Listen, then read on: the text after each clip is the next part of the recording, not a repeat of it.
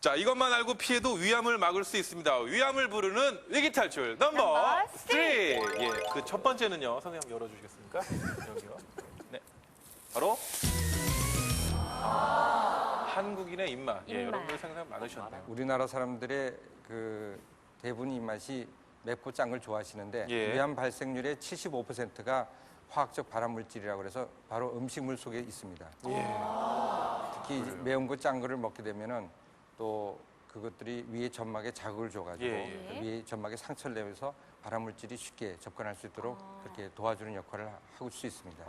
저희가 발암물질을 꼭 찾아서 먹는 게 아닌데 이 발암물질이 뭔지는 확실히 알아야 될 것 그렇죠. 같아요. 피해야 하니까요. 네. 그렇습니다. 발암 물질을 드시는 분은 아무도 없습니다. 근데 우리가 먹는 음식물 중에 채소라든가 육류라든가 여러 중에 발암 물질이 전 단계인 물질들이 묻어 있습니다. 그런 물질들이 우리가 이제 흔히 질산염이 가장 많고요. 그런 또 하나는 식품 첨가물이라고 그래서 여러 가지 색소를 내기 위해서 하는 거, 그다음에 또 방부제로 쓰는 거 이런 것들이 식품에 포함되어 있는 경우가 있고 그런 것들이 위 안으로 들어가서 질산염이라고 그래서 그 형태로 있다가 위 안에 있는 세균이나 입 안에 있는 세균에 의해서 숙성이 돼서 아질산염으로 변하면 그게 바로 발암 물질이 됩니다. 그것들이 장기간 위벽에 작용하게 되면 위암세포가 변화를 일으켜서 암세포로 발전하게 됩니다. 두 번째는 뭔지? 가족력. 위암이 걸리신 집안에 보면은 걸리지 않으신 집안보다도 통계상으로 약 2배 내지 3배의 위험률이 있다고 그럽니다. 그러나 우리가 유전성 위암이다 이렇게 얘기할 수 있는 것은 전체 위암의 5 내지 10%밖에 되질 않습니다. 그래서 집안에 가족력이 있으신 분들은 1년에 한 번 정도 성인이 되신 다음에는 내시경 하시는 것이 좋겠습니다. 뭐 유전 요소가 많겠지만 특히 우리나라 식생활은 그냥 같이 한 냄비에다가 날도 먹고 밥도 같이 다 먹고 또 어떤 때는 비벼서 같이 먹고 그러니까 식생활이 다 비슷하잖아요. 한 가족이. 그게 문제되는 거 아니에요? 굉장히 좋으신 질문입니다. 일반적으로 유전성이라고 그러는 게 위암에서 약 10% 미만을 생각할 때 나머지는 다 환경적인 요인입니다. 가족이라는 게 같이 자고 또 같이 한솥밥을 먹고 그러기 때문에 결국은 잘못된 식습관이 가족들한테 동시에 여러 명한테 미칠 수가 있지 않느냐. 저희는 그래서 환경적 요인이고 잘못된 식습관 때문에 나타날 수 있다. 그렇게 생각하고 있습니다. 그렇다면은 이 세상 모든 우리나라의 아버지들의 입맛만 바꾸면 가정의 입맛이 바뀔 수 있겠네요. 음식을 거의 아버지 위주로 만드니까. 그 아버지가 집에서 사람이... 힘을 쓰는 아버님. 그러니까. 어머님이 힘을 쓰는 집은 또 어머님의 입맛을 바꿔야 돼요. 자, 이거 현영 씨, 비타민 스페셜 MC. 예. 저 이거 알고 있어요. 네. 이 아이가요, CF에도 출연도 했었고요. 여러 군데 나왔던 아이죠. 헬리코박터 파일러리균. 예, 그렇습니다. 헬리코박터 파이로리균은 위 안이 굉장히 산성이 강한 그런 환경인데도 불구하고 보통은 세균이 살 수가 없는데 이 세균은 살아남을 수가 있습니다. 그래서 세계보건기구에서는 1994년에 이 헬리코박터 파이로리균을 제1종 발암물질이다 이렇게 규정을 했습니다. 그래서 제1종 발암물질이라는 것은 그 자체로서 암을 일으킬 수 있다 이렇게 규정을 했습니다. 하지만은 인체에서 이 헬리코박터 파이로리균이 직접적으로 암을 일으킨다는 증거는 아직 충분하진 않습니다. 물론 동물 실험에는 나와 있지만은 그래서 결국은 발암물질과 같이 작용을 하는 것이 아닌가 이렇게 생각하고 있습니다. 아니 그러면요, 박사님 저 헬리코박터균이 감염됐는지 내가 감염됐는지 뭐 어떤 증상이 나타난다든가 뭐 이렇게 쉽게 알 수 있는 방법 혹시 있나요? 네, 헬리코박터 파이로리균에 대한 검사는 병원에 가시면은 혈액 검사라든지 내시경 검사를 통해서 간단하게 알 수가 있습니다. 검사를 만약에 안 하고 어떻게 자가 진단으로서는 위염 증세를 일으키기 때문에 그걸로서는 헬리코박터에 걸렸는지 아니면 다른 뭐 자극되는 음식이나 약물에 의한 건지를 알 수가 없습니다. 그게 있으면 무조건 치료를 해야 되는 거죠? 무조건 치료를 권하진 않습니다. 위염이 있다든지 위궤양이 있다든지 십이지장 궤양이 있거나 또 하나는 위 점막에 생긴 임파종이 있는 경우는 치료를 권하고 있습니다. 이것만 피해가도 저희들이 위암의 위기에서 탈출이 가능하다고 하는데요. 예, 그렇지만 거기서 안심하면 안 되겠죠. 어떤 증상일 때 위암일 거다.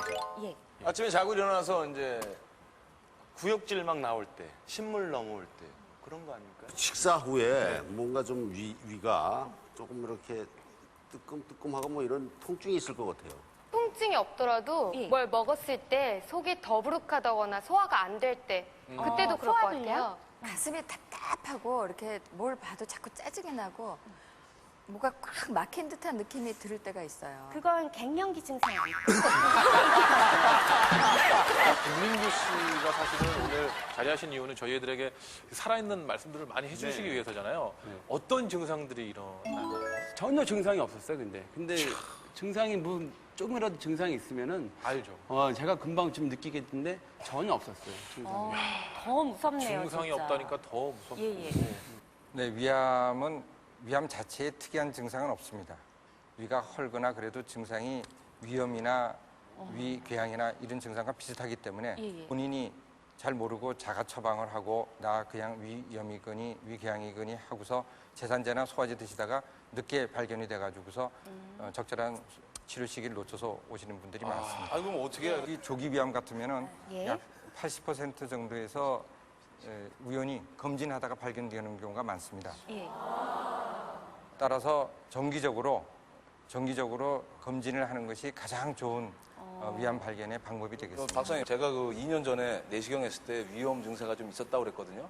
그럼 이제 그때 그 의사 선생님 말씀하시기를 이게 위궤양으로 발전되고 더 심해지면 위암이 될 수도 있다고 말씀을 하셨는데 뭐 그거 말씀이 진짜 맞는 말씀인지. 예.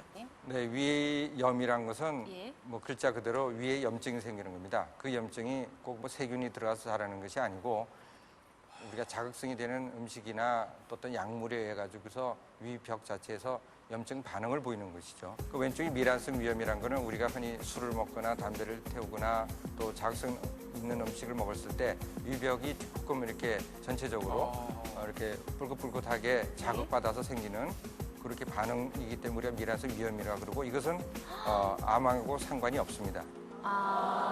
네, 그 옆에 보면 위축성 위염은 예. 위벽 자체가 스스로 손상을 받습니다. 자기 몸에서 자기 위벽 자체를 손상을 줘서 예. 저렇게 섬처럼 나타나면서 위벽의 점막이 높이가 낮아집니다. 낮아지면서 위에 전체적으로 소화 능력도 떨어지게 되고서 위산 분비도 감소하게 되면서 이런 경우는 장기적으로 저 상태에 있는 경우는 일부에서 약 한 10%에서 위암이 발생할 수 있다 이렇게 생각을 하고 있습니다. 위궤양이라는 것은 나타난 모양입니다. 그러니까 위가 헐었다는 것이죠. 헐었는데 위궤양을 크게 두 가지로 나눕니다.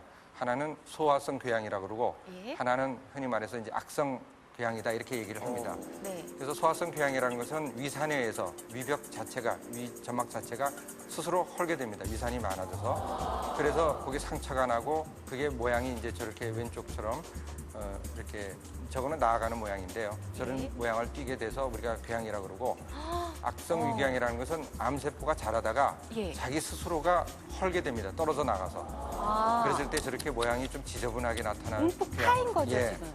저렇게 나타납니다. 그래서 흔히 악성 위궤양은 위암과 같은 말이라고 생각하시면 되겠습니다.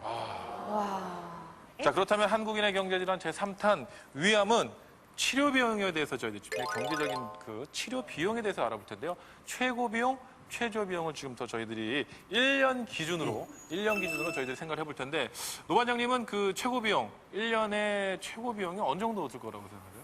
수술 받아야 되겠죠. 예. 그다음에 계속 한 5년간 또 취를 발전하는 걸 지켜봐야 되겠죠. 1년 비용인데요. 이거 1년 첫 해 비용이 한